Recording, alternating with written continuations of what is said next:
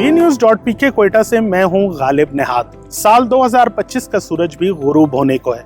हम देखेंगे कि इस बरस हुकूमत बलूचिस्तान की कारकर्दगी कैसी रही।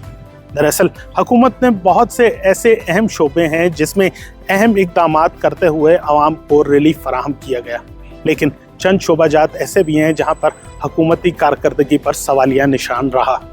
अगर अहम इक़दामात की हुकूमत की बात करें तो उनमें तालीम का जो शोबा है वो सबसे ज़्यादा ज़रूरी है, जिस पर हुकूमत ने सबसे ज़्यादा तवज्जो दी और सूबे में तालीम के हवाले से मुख्तलिफ अहम इक़दामात किए। इन इक़दामात की अगर बात करें तो 3000 से ज़ायद बंद स्कूलों को दोबारा फ़ाल किया गया। इसके अलावा जो असातिज़ा की कमी थी सूबे में, उनको पूरा करने के लिए भी रोज़गार के मौक़े नौजवानों को फराहम किए गए, जबकि सरकारी स्कूलों में गैर हाज़िर असातिज़ा के ख़िलाफ़ भी सख्त कार्रवाइयाँ करते हुए उन्हें बरतरफ किया गया। इसके अलावा जो तलबा हैं जो आला तालीम हासिल करना चाहते थे, उनको स्कॉलरशिप की मद में बैरून मुल्क भेजने के साथ साथ बीफ स्कॉलरशिप में भी इजाफ़ा किया गया।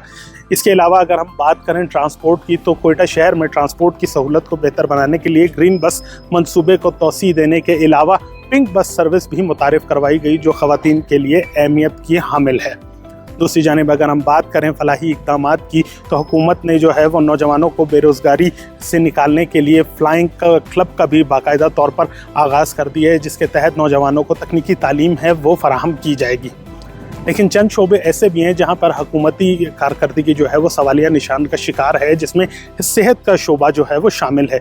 सेहत के शोबे में कोई खातिर खा जो है वो हुकूमती कारकर्दगी दिखाई नहीं दी गई, जबकि सरकारी हस्पतालों में आज भी अद्वियात मौजूद नहीं। इसके अलावा सूबे में बिगड़ती अमन व अमान की सूरत हाल भी हुकूमती कारकर्दगी पर एक सवालिया निशान उठाती है। आवाम का इस साल के हवाले से हुकूमत की कारकर्दगी पर यही कहना है कि हुकूमती कारकर्दगी जो है वो एक मीडियोकर किस्म की रही है।